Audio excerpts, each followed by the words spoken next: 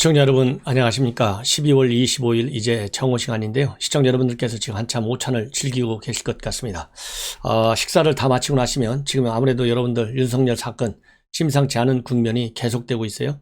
일단 이 복귀는 되어 있지만은 앞으로 여권의 이 반발 또 이 강풍이 예상이 됩니다. 그래서 이 정직이 말하자면 무효화돼서 복귀한 것으로 만족해서는 우리가 안 되겠다. 더 심기일전에서 더 세게 불어올 가능성이 큰 여권발 그런 이 핵폭탄급 강풍을 우리 야권 인물들이 전부 다 하나가 돼서 막아내야 되겠다. 이런 취지에서 오찬에 끝나시고 나면요, 제 방송 여러분들께서 계속해서 시청해 주신다면 큰 기쁨으로 알겠습니다.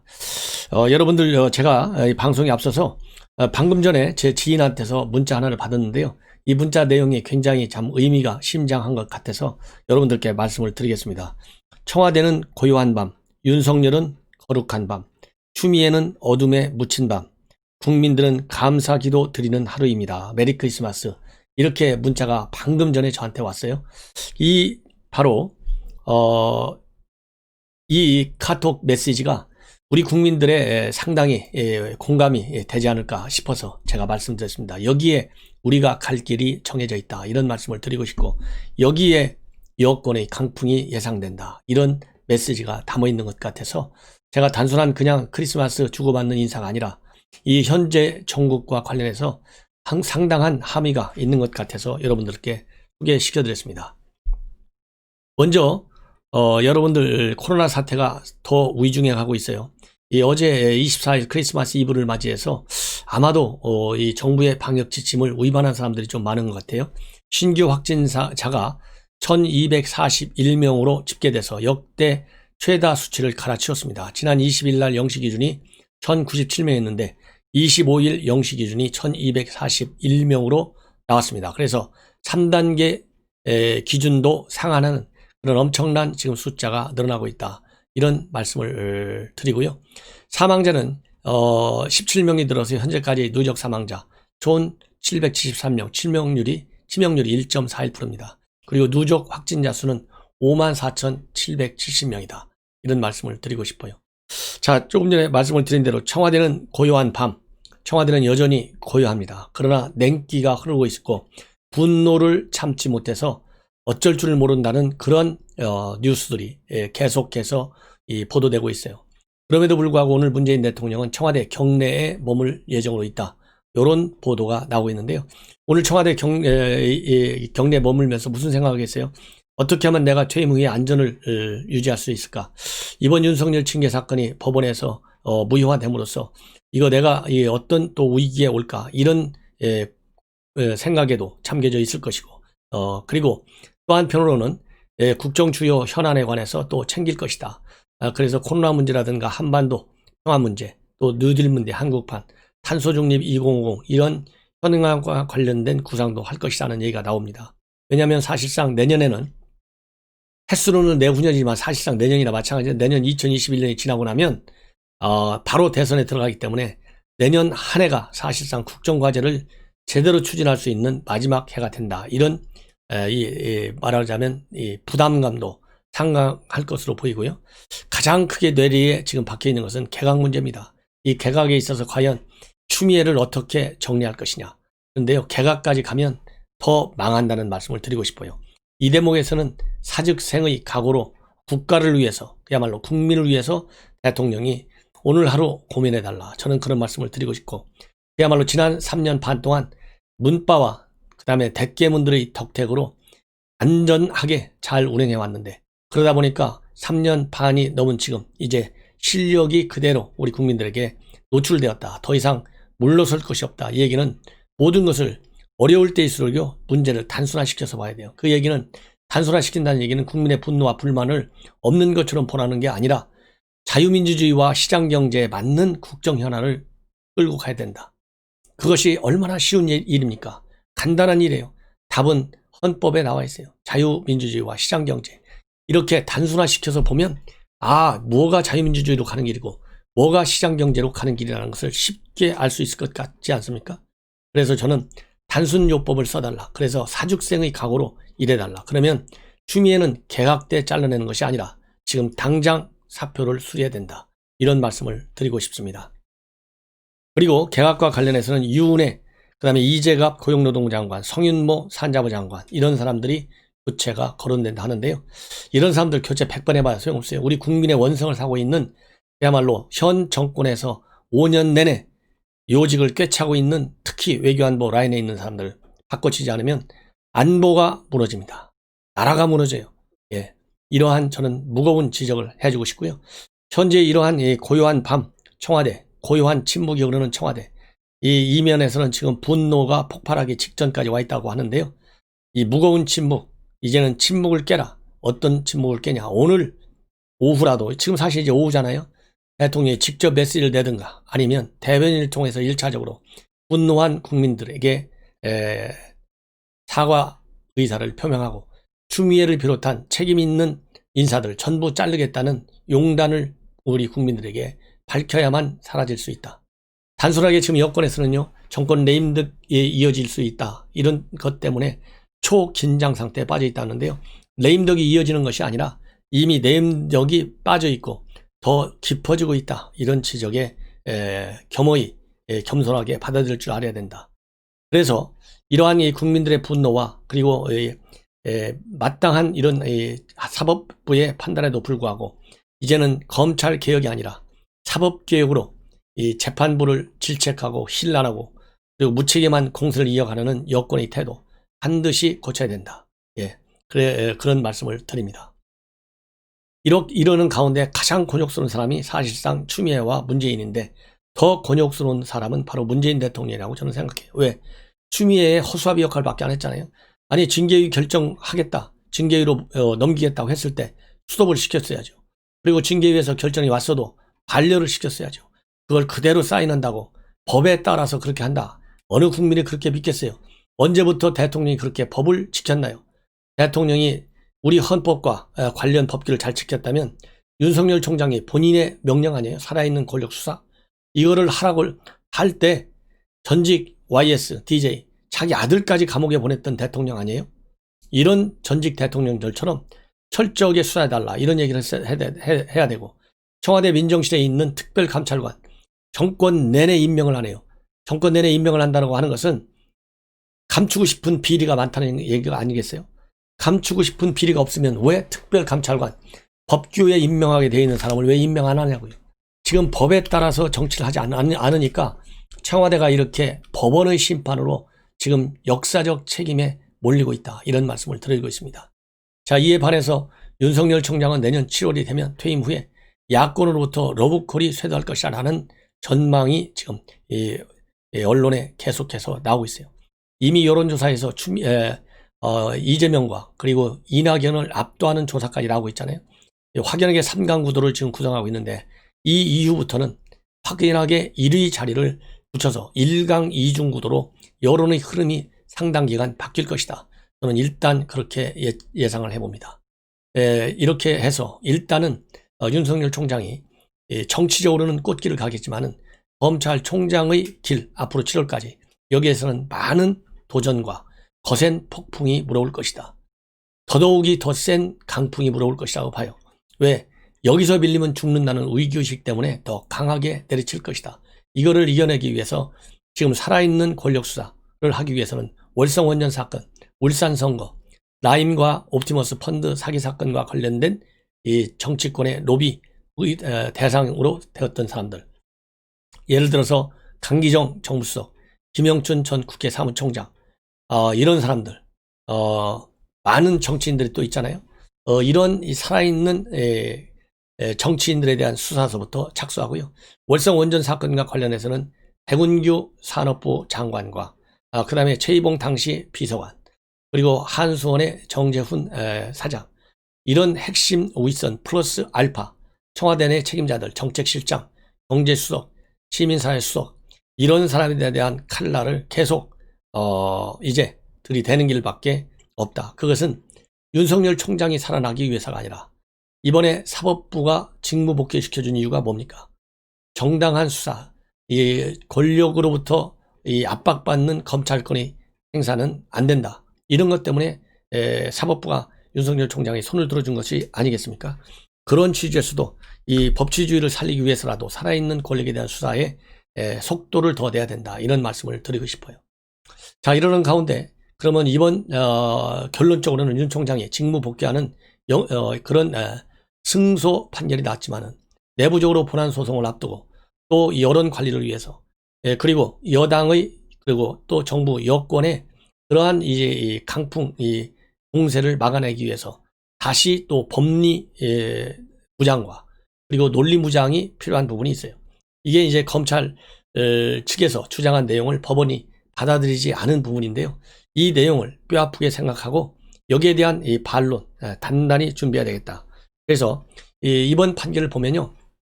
두 가지, 즉 절차적 하작선 이런 데 대해서는 여러분들 누차 말씀을 드렸기 때문에 생략하겠습니다. 얼마나 징계위원장의 선출, 징계위원의 선출, 그 다음에 징계위원회의 구성과 운영 이런 절차적인 측면에서 얼마나 엄중한 법 위반이 있었는지는 충분히 아실 거예요. 그리고 정치적 중립 위반 의원과 관련해서 윤석열 총장이 의도적으로 정치적인 중립을 위반한 것이 하나도 없다. 여기에 대해서도 여러분들이 충분히 아실 겁니다. 법원도 이 두 가지에 있어서는 완벽하게 윤석열 총장의 손을 들어줬어요. 그러나 법원이 앞으로 본안 심리에서 좀 더 법리 그리고 이 소명이 필요하다라고 하는 부분 그리고 윤석열 총장의 주장을 받아들이지 않은 부분이 또 두 가지가 있어요.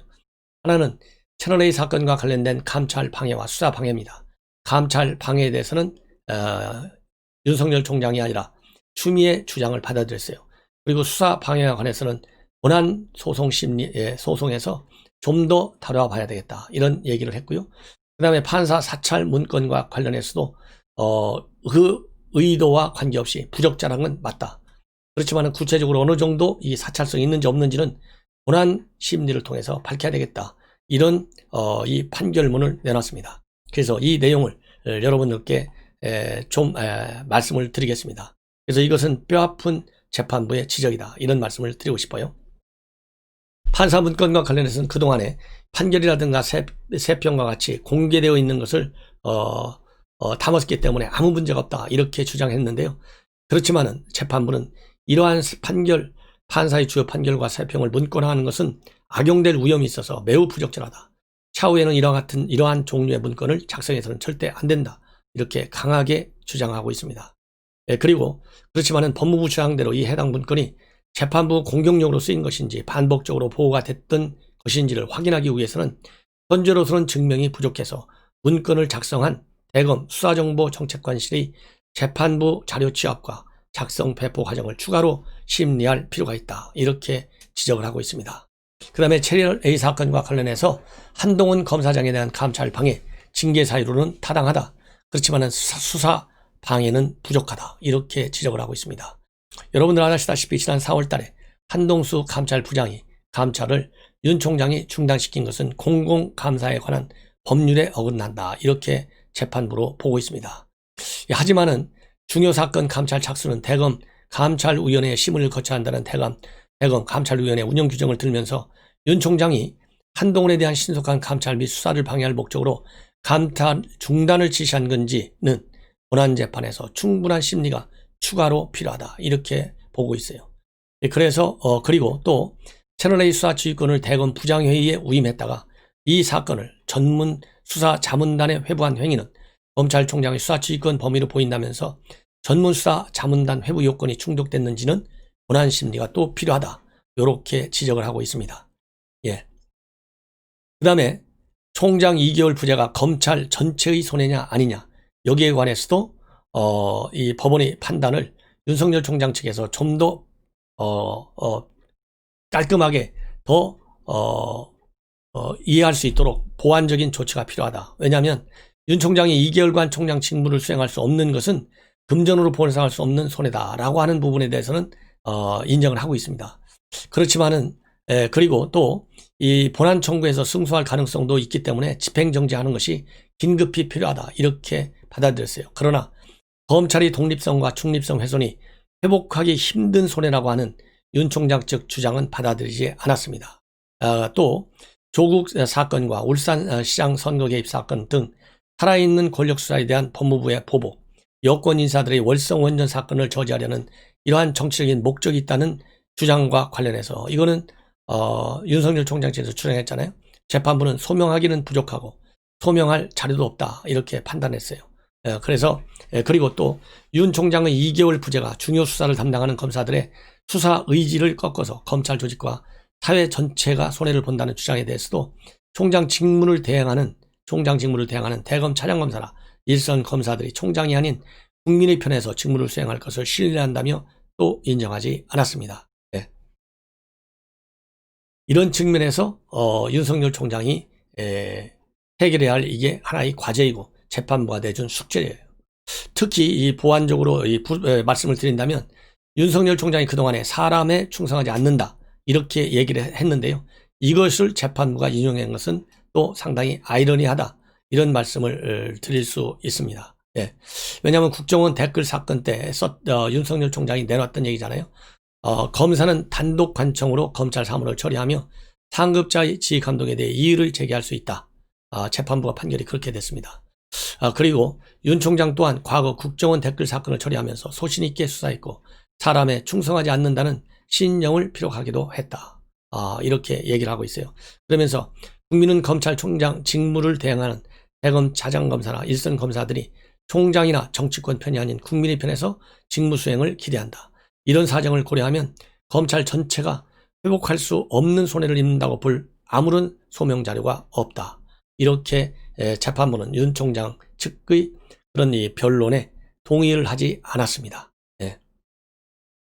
그래서 이런 것들과 관련해서 윤 총장 측에서 앞으로 이것은 본안소송에서 해결해야 할 과제다. 이런 말씀을 드리고 싶고요.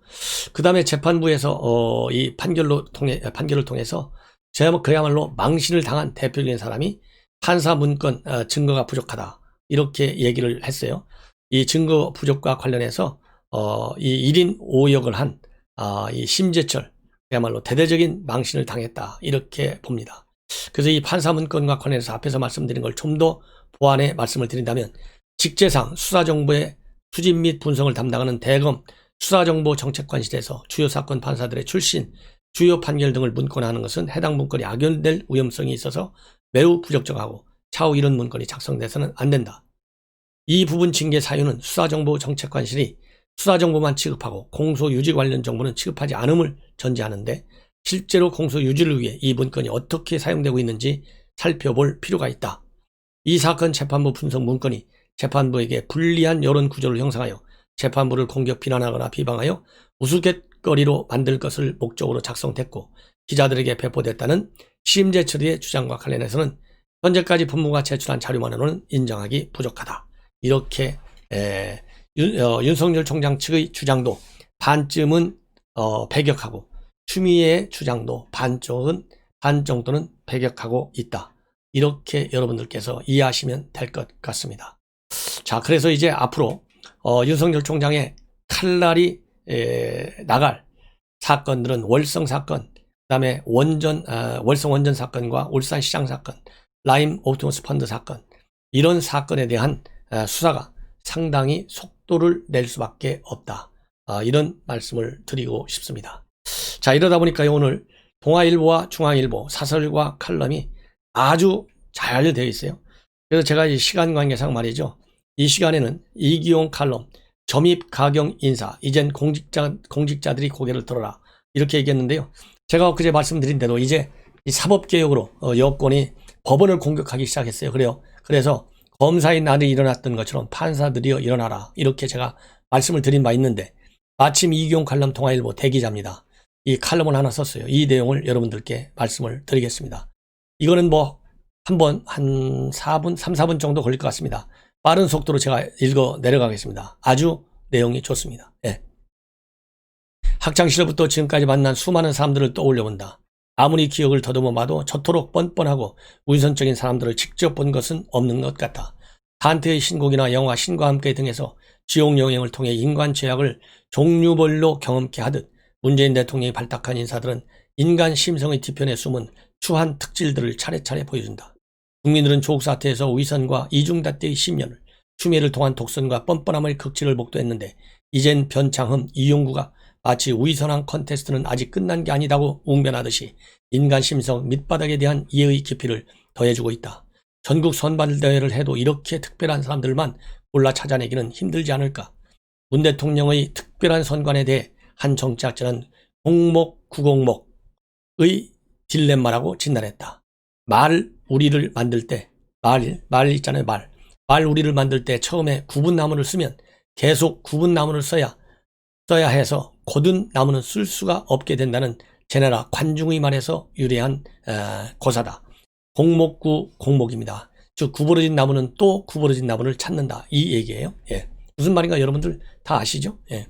정권 초부터 코드 인사에 매몰되니 상식을 지키는 중도진보 인사들은 참여할 생각도 안 하는 악순환이 된다. 찾아가지 않은 가방들만 남은 공항, 수화물 찾는 것, 즉 배기지 클레임처럼 문정권의 인사 컨베이어 벨트엔 상식의 세계에서 버림받은 인물들만 돌고 있는 것이다. 그렇게 좁은 인재풀에서 골라 투입한 구분나무들은 불과 3년 사이에 공직사회를 근본부터 망가뜨렸다. 아차하면 적폐 세력으로 몰리고 휴대전화 압수, 가차없는 인사 보복이 이어지자 공무원들은 납작 고개를 숙였다. 기자생활 수십 년간 많은 공직자들과 만났다. 사명감과 전문성, 성실성, 열정이 남다른 이들이 많았다. 기업을 이끌어온 임직원들과 더불어 그런 공직자들의 직업 윤리는 한강의 기적을 가능케 한 기둥들이었다. 하지만 낡고 단층적인 흑백론으로 세상을 재단하는 이념적 지체아들이 장관직을 꿰찬 채 팩트와 원칙을 얘기하는 과장에게 서슴없이 너 죽을래 하고 하는 그런 분위기에서 공무원들이 그 어떤 자존감을 가질 수 있을까? 최소한 금융, 재정, 외교안보 등 핵심 부처들에선 국가의 미래를 위해 정권의 눈앞의 이익을 포기할 수 있어야만 한다고 과감히 토론하는 분위기가 형성돼야 하는데 과연 그런가? 권력이 대단해준 꽉 조이는 제복 내에서 운신하며 위에서 원하는 정책만 양산하는 것 아닌가? 공복정신의 실종은 백신 사태와도 무관치 않을 것이다. 아무리 정권 수뇌부가 외국산 백신에는 별 관심을 안 둔 채 퍼주기에 재정 우선순위를 두고 있다 해도 공직사대가 있었다면 직위를 걸고 거듭거듭 백신 조기 확보의 중요성을 직언하고 더 이상 실기해서는 안 된다며 설득하고 고집하는 관료들이 잇따랐을 것이다. 물론 마스크 대란 때 그랬듯 정권이 뒤늦게 건 초비상력에 쫓기는 한국의 공무원들은 특유의 순발력과 집중력, 행정력으로 옥새하듯 달려들어 머지않아 뭔가 대책을 마련해낼 것이다. 얼마 전 뉴욕타임스에 누가 트럼프로부터 공학을 구했는가라는 글이 실렸다.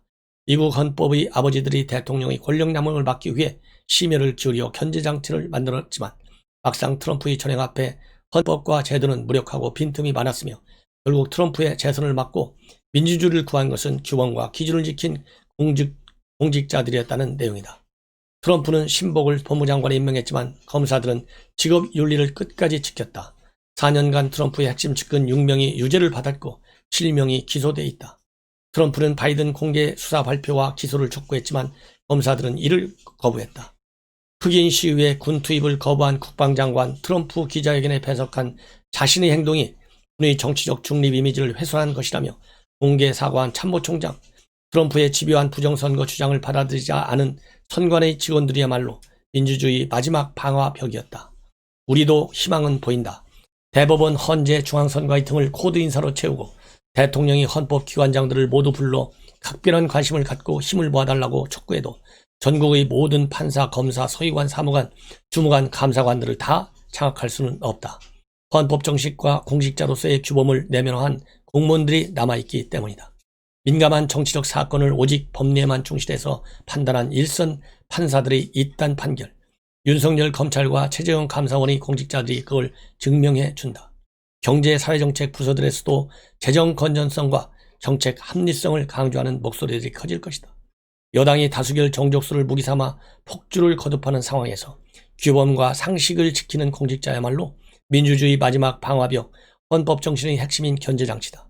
교수에서 공기업 사장으로 직행하더니 자기 사람들에게 대거 고위직을 안겨주고 비정규직 청년의 죽음으로 자신을 발탁해준 시장님이 궁지에 몰리자 그 죽음의 막말을 벗고 택시 기사의 목을 조르는 삼류 풍자 코미디 영화에 등장해도 너무 과장된 인물형이라고 비평받기 딱 좋은 그런 캐릭터의 인물들에게 한상 차려 올리려고 그 힘든 공부를 해서 공직자가 된 것은 아니지 않은가? 굉장히 중요한 칼럼 아니겠습니까? 공직자 여러분들 양심을 걸고요. 꼭 공익 제보를 하라는 것이라기보다는 불법 부당한 지시와 불법 부당한 사실과 관련해서는 직을 걸고 거부해야 할 아주 마지막 벼랑 끝에 서 있는 그런 절박감을 가져줄 것을 저는 우리 공직자 여러분에게 당부드리고 싶습니다. 그리고 이어서 추미애가 빨리 나가고요.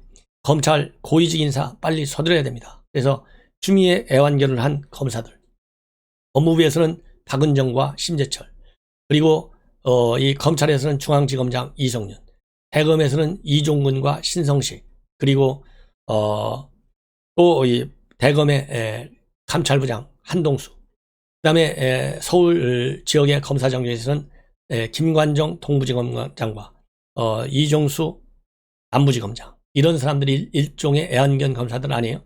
그래서 법치주의를 세우겠다고 버티다가 좌천되고 쫓겨난 이런 검사들처럼 이 사람들의 인사도 시급하게 빠르게 해야 되겠다, 이런 말씀을 드리면서 제 방송을 마치고, 계속 중요한 뉴스 쌓여 있습니다. 여러분들 천옥현 안보정론에 시청해 주시면 대단히 고맙겠습니다. 감사합니다.